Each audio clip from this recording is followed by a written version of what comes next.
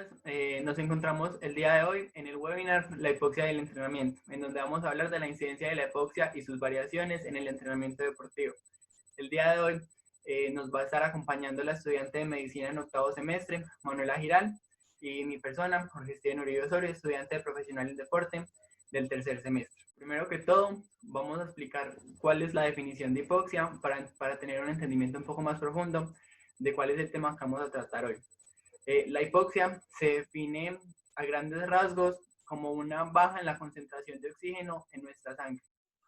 Ahora, para entrar un poco más en detalle, vamos a hablar de los diferentes tipos de hipoxia. Conocemos una gran variedad de estos. Vamos a empezar explicando la hipoxia anémica. Esta se da cuando la persona sufre de la enfermedad de la anemia. Entendemos que la anemia es una enfermedad que afecta el funcionamiento de los glóbulos rojos. Vamos también a hablar de la hipoxia por estancamiento.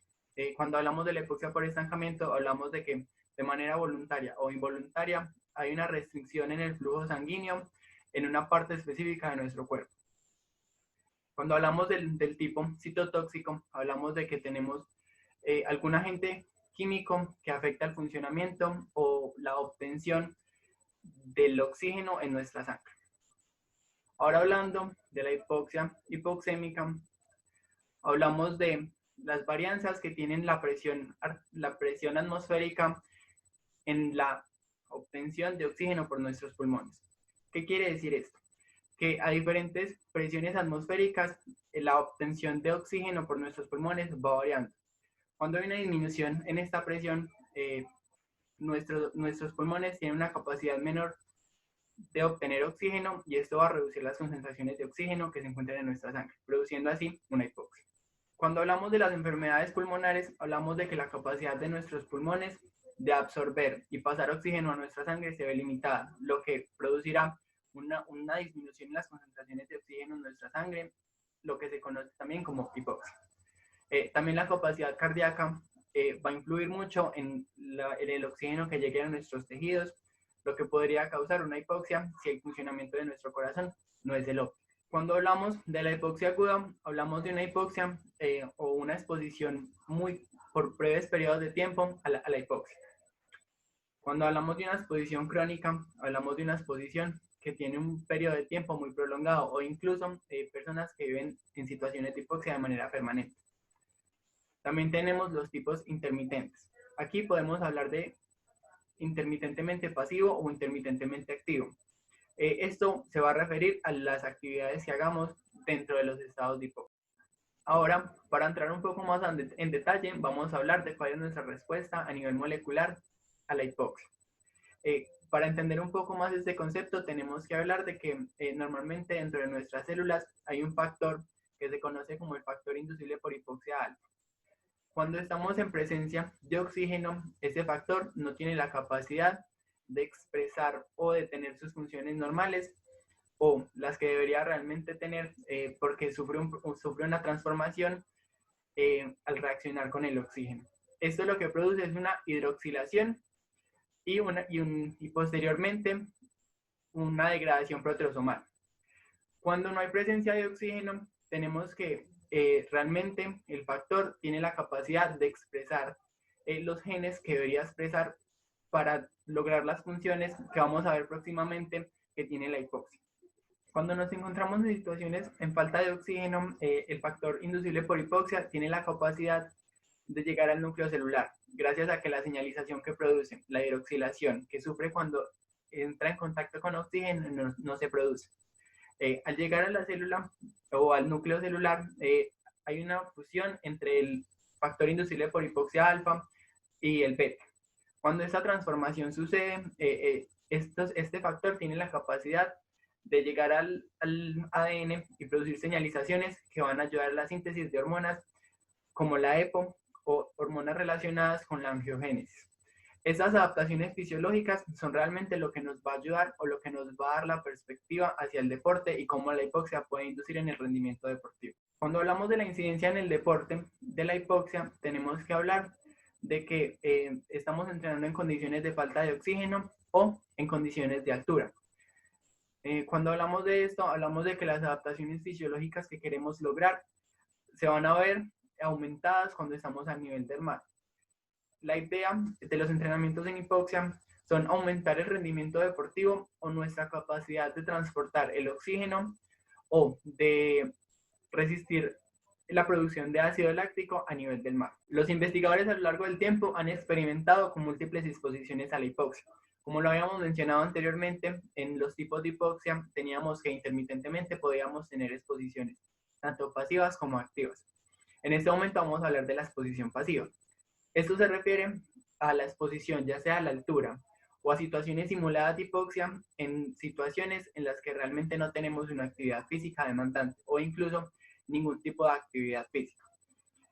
¿Cuál es la intención de esto?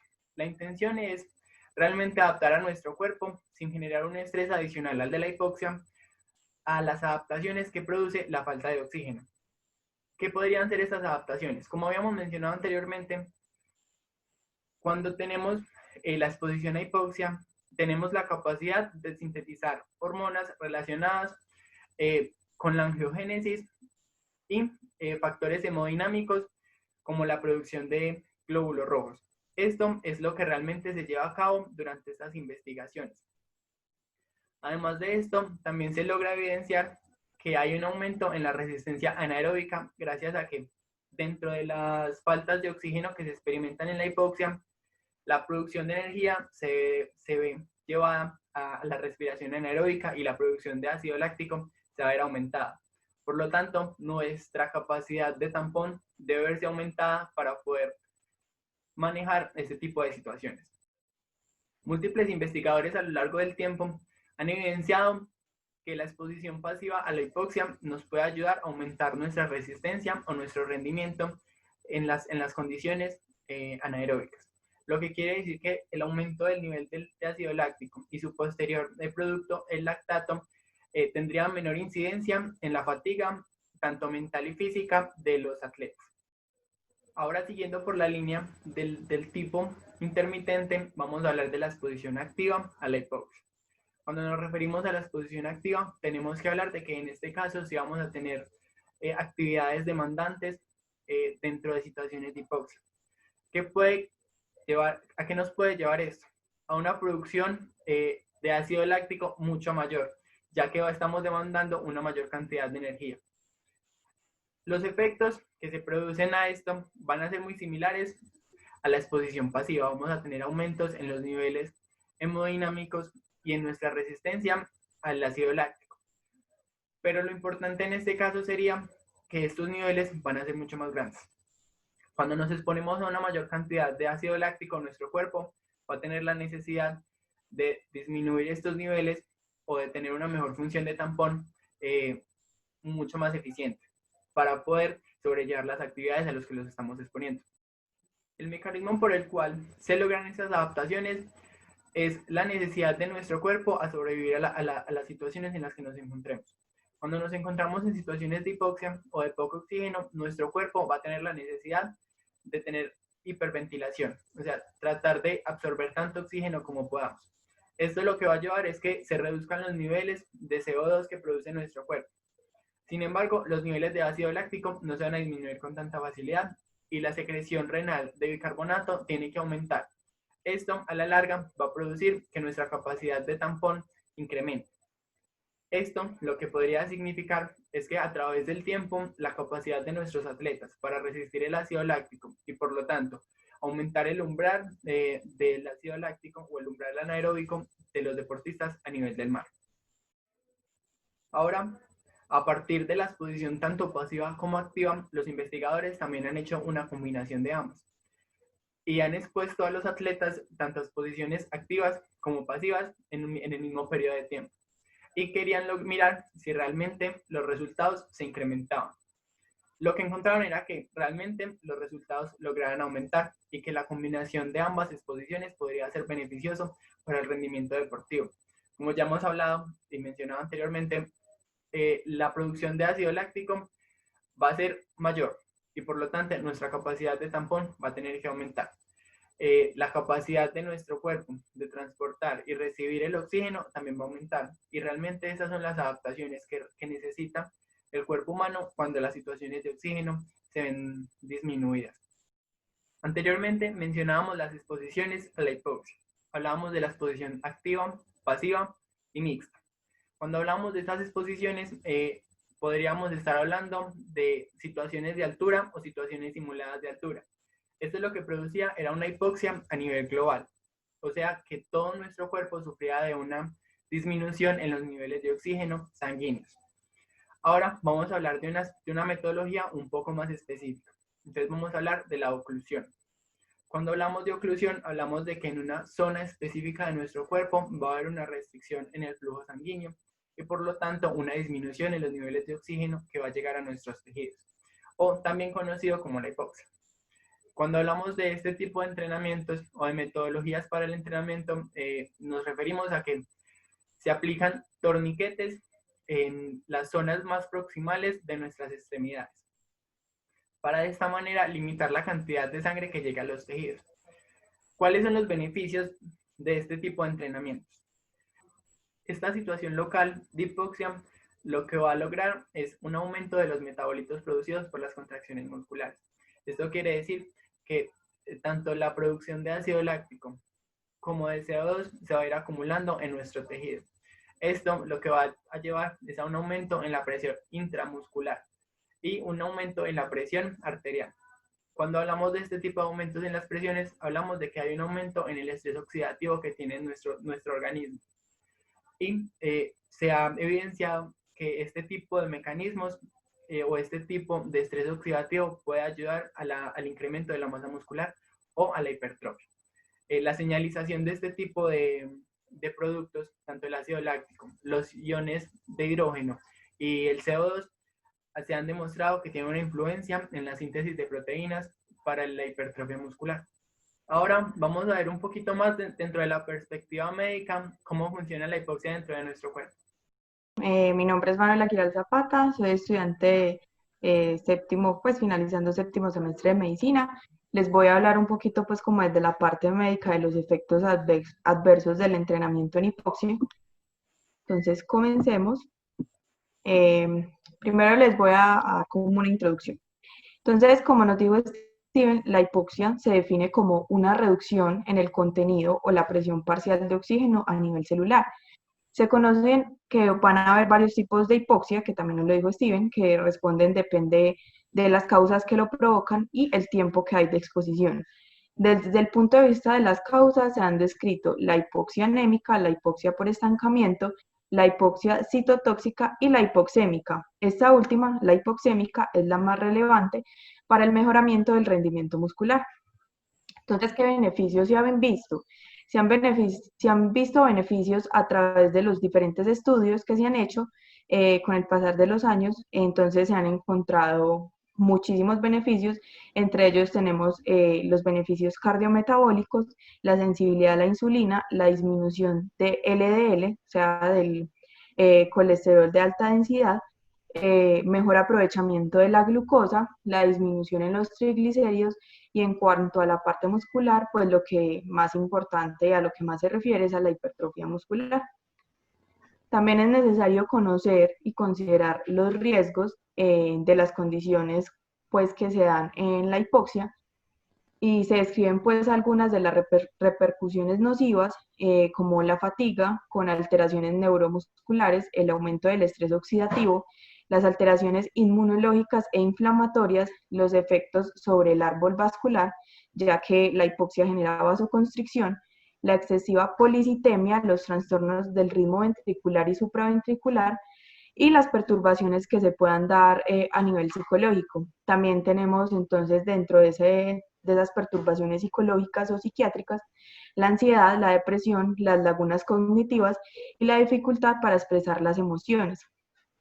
Entonces, el conocimiento de estos efectos nos permite adecuar más fácilmente las condiciones de la hipoxia y de su empleo conjunto con la actividad física en el entrenamiento deportivo para conseguir en los pacientes o en las personas que logran estas adaptaciones para poder llegar a esos beneficios pues, musculares deseados.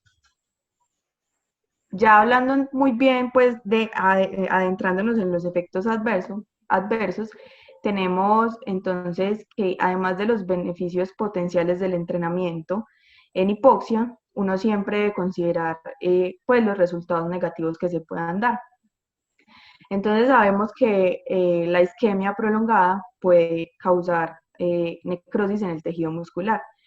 Además, una preocupación con el entrenamiento, en este caso el oclusivo, es el potencial de formación de trombos debido a la acumulación de sangre que se da en las extremidades y el aumento de la presión arterial de manera persistente. La incidencia de efectos secundarios varía, depende pues de donde uno lea la información. Podemos encontrar anemia cerebral, trombos venosos, embolia pulmonar, rhabdomiólisis y deterioro de la cardiopatía isquémica. Sin embargo, en otros estudios también se han incluido la hemorragia subcutánea, el entumecimiento y la sensación de frío, y esta sensación de frío y entumecimiento probablemente es debido a la compresión en la musculatura y en los nervios periféricos. Estas son mis referencias y continuamos con Steven. Ahora hablando de las discusiones que se han llevado a lo largo del tiempo en todas las investigaciones que se han hecho sobre la hipoxia, se llegan a ciertas conclusiones. Estas conclusiones normalmente son repetitivas, o sea, en todas, casi prácticamente en todos los artículos que se llega a leer tienen efectos positivos sobre los valores hemodinámicos y sobre la manera en la que nuestro cuerpo es capaz de manejar el ácido láctico. Pero siempre se habla de que estos valores no son paramétricos. No, realmente no hay valores específicos a los cuales nosotros podamos referirnos en el momento de entrenar con hipoxia. Esto se debe también a la cantidad de metodologías que se han utilizado a lo largo del tiempo para tratar el tema. Cada uno de los investigadores utilizaban alturas diferentes, tiempos diferentes, o sea, siempre hay alguna variable en los estudios que cambia con respecto al siguiente estudio, lo que nos llevaría a nosotros a tener problemas para poder determinar realmente el funcionamiento óptimo de este tipo de entrenamiento. A pesar de esto, ciertos autores han determinado valores a través de los años que podrían decirse que son valores específicos y que podrían ser los más efectivos hasta el momento para llevar ese tipo de entrenamientos. Hablando del entrenamiento en altura, se habla de que aproximadamente en alturas de 2.500 y 3.000 metros, con exposiciones activas de 60 a 90 minutos o pasivas de 90 en adelante, se tienen los mejores beneficios que se ha podido evidenciar. Aparte de esto, cuando hablamos del entrenamiento con oclusión, se ha evidenciado que los torniquetes que produzcan presiones entre los 50 y los 300 miligramos de mercurio tienen los efectos más positivos. También cuando hablamos del entrenamiento en oclusión, se ha hablado de que el volumen de entrenamiento puede llegar al fallo muscular y que la frecuencia puede ser aumentada. Esto es debido a que las cargas que se recomiendan para este tipo de entrenamiento son relativamente bajas, dentro del 20 o el 40% de una repetición máxima. Esto indicaría que es un entrenamiento muy efectivo para personas con problemas de lesiones o problemas con la producción de energía. Esto se debe principalmente a problemas neuronales. Pero también hay que tener en cuenta todos los efectos adversos que se puedan llegar a tener con este tipo de entrenamientos. Ahora, para culminar con el webinar, muchas gracias por la participación y por el tiempo prestado. Este seminario fue presentado por Jorge Steven Uribe Osorio y Julián Andrés Tavares, en compañía con Manuela Giral, que nos dio sus aportes desde la perspectiva médica. Muchísimas gracias.